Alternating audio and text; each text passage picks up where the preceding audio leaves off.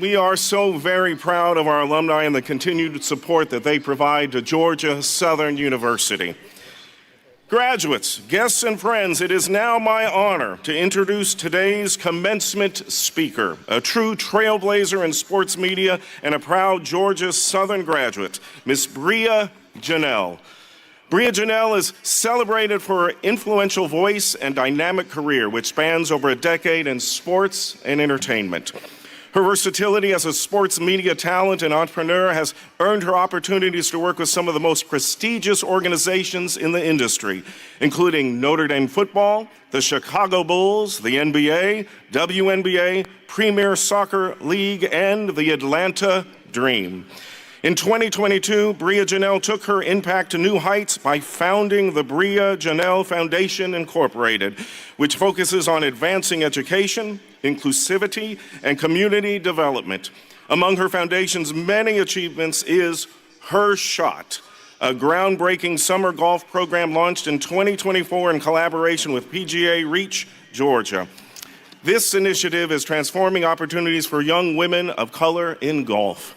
Bria Janelle's influence extends far beyond the arena. She has been featured in prominent publications such as USA Today, Sports Illustrated, and Elle magazine. Additionally, she has hosted marquee events like the NBA All-Star Game, the McDonald's All-American Game, and the Jordan Brand Classic. Bria Janelle exemplifies the qualities that we celebrate today: diligence, innovation, and a deep commitment to leaving the world a better place. Please join me in welcoming our commencement speaker, Ms. Bria Janelle, to share her insights with us today.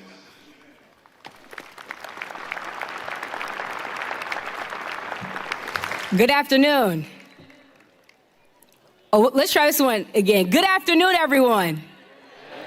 There we go. First of all, I want to say thank you to Dr. Marrero, Ava, faculty, alumni, and staff. What a joyous time to be here. I want to take the time next to honor my guests that are in attendance today. My Uncle Bob, my best friend Ink, my granddad, and my mom, Michelle Townsend. So oftentimes, you heard my bio and things that I've done. In interviews, I get the question, what advice would you give to your younger self? And normally, I would give some type of answer, just like, trust your process, right? But this most recent time I did an interview and they asked me that, and I said, I'm getting ready to go and speak to the graduates at my alma mater, Georgia Southern. So I wanted to answer this question today. What advice would I give to my younger self as I speak to you? And it would be to keep moving forward, because fear is not the destination. So oftentimes, I like to break things down, and let's break down fear, right? My mom always tells me, how do you eat an elephant? And that's a bite at a time. So let's take a bite out of what fear really means. To me, fear is simply false evidence appearing real. Let me say that again. Fear is simply false evidence appearing real. In my job and line of work, I get a chance to fly a lot, right? Whether it's being an NBA season, going back and forth to Chicago or to Notre Dame. But recently I came back from Chicago and it was very interesting. We experienced some inclement weather on my flight out. And the pilot said something which was so profound, because I think in flying it gives you a lot of great life lessons. He said, on the climb out, we're going to experience some inclement weather. You may experience some bumps, but don't worry. When we get to that cruising altitude of 35,000 feet, you're going to be free to move about the cabin. And I said, that's a life lesson, because it resonated with me. Because as you go on your journey in life, I remember being in your same spot 13 years ago, feeling so many different emotions. I was scared. I was afraid. I was excited. I also didn't know what was to come. How many people can resonate with that feeling? My graduates. You guys know. All right. But when you encounter that bump or that rough air in your journey, remember to keep moving forward, because fear is not the destination. So when you get those no's, which means next opportunity, because you will get those. Remember, next opportunity. That setback, that disappointment, remember, you are an eagle. Keep moving forward because fear is not the destination. So come along with me on my journey as we ascend to cruising altitude of 35,000 feet. Now, I am really big on social media. I don't know about you guys, but those of you all that are on social media, there is a trend that's going on right now that I definitely think is important that we should discuss, all right? And it's this thing because I'll need you to repeat after me as I share my journey. It says, we listen and we don't judge. So if you all could repeat after me, we listen and we don't judge. All right. So in high school, I was a great student, but I wasn't the best test taker. I'm sure some of you all can relate to that. I took the SAT 5 times and the ACT 4 times. Remember, we listen, but we don't judge.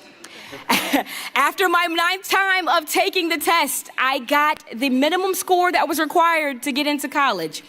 I started my college career playing basketball at Mars Hill University, where I had a chance to take a journalism course. And during this journalism course, one of my professors said to me, she said, we have a guest speaker coming in. Would anybody like to interview her? And for me, I'm an only child, never met a stranger. I said, sure, I'll do it. So she says, hey, come up with some generic questions that will help you along the way. And so it was great. So we get to the day that the speaker comes in and she asked me, are you ready? I said, yeah, I'm ready. In comes Maya Angelou. Yeah, imagine that. I did what any college student would do when Maya Angelou came into the room. I cried. I thought I had a great interview lined up. Safe to say it never happened. But in that, I gained a mentor and a friend for life. And up until she passed away, one of the things that Dr. Angelou told me was my voice had the ability to change nations. And in my mind, I'm like, oh yeah, I'm 5'4", I'm playing college basketball at a small D2 school. I'm going to the WNBA because Dr. Angelou saw something in me. That wasn't necessarily it. She saw greater in me. That same year was also my most difficult year. That was the year for me that the ball stopped bouncing. As my athletes know, my student athletes know, at some point in time, the ball does stop bouncing and you do have to decide what's next. So I called my coach and I said, you know what? I don't think I'm gonna come back. I've lost my desire to play basketball. I've suffered essentially a career-ending injury. And she said something to me. I thought she was gonna say, okay, I understand. She told me I was making the biggest mistake of my life. And as a college kid, you're like, I thought I was gonna have your support. I didn't, but I knew I needed a fresh start. And that fresh start was here at Georgia Southern. You know, I came back, I was telling my mom on the way here, I was so excited to show her my dorm that I lived in. And to my surprise, University Villas was no longer here, and neither was the bike that I left here 13 years ago. But my fresh start here at Georgia Southern was incredible. I got a chance to be a radio personality on 91.9 The Buzz WVGS, which is really where I discovered who I was and what my calling was. You know, we often talk about purpose. And to me, purpose is simply that dash between your birth and your death date. Working on radio was great. I had an opportunity to come in, bring artists like Wiz Khalifa, Big Sean, Currency, when they were all up and coming right here to Georgia Southern. Flash forward, I was sitting in your seat, was a graduate on my way to what I felt was greatness. I went back to Atlanta where I met my best friend, Inc., who we worked on radio together at Streets 94.5. We were supposed to be the turn-up team, but Inc., I'll say to you today, thank God that didn't happen, man. So as I began my journey in radio, I realized something was still missing, and it was sports. And I often tell young ladies when I speak to them, I say, I didn't see what I wanted to become, so I became her. So I left radio and I pursued sports. And I often get that question, how did you get into your journey? Well, you know, this is how. And through my journey of sports, I've had an opportunity to work with the prestigious organizations such as the Atlanta Dream, the Chicago Bulls, Notre Dame Football, and Overtime Elite. In the process of that, my mom and I started our family foundation, our golf program called Her Shot. But as I start to close, I just want to say this. Trust your process. Stay focused on what matters. There's an example that I love to give. I'm a very visual learner. I want you to look at your hands on the side where your fingernails are. That right there is your ethnicity. That's something that we do have in common.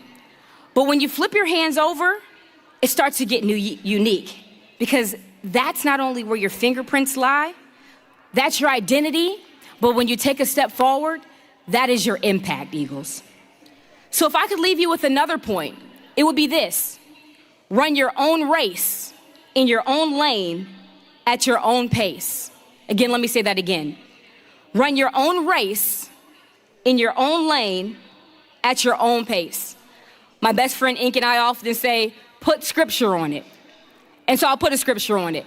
It's Isaiah 60:22, which is my favorite Bible verse. And it says, at the right time, I, the Lord, will make it happen.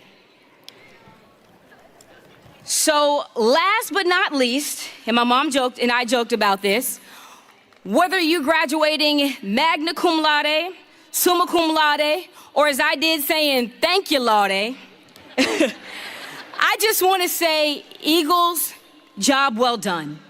Embrace the challenges, trust your resilience, and step boldly into the future, because the world is waiting for the impact that only you can make.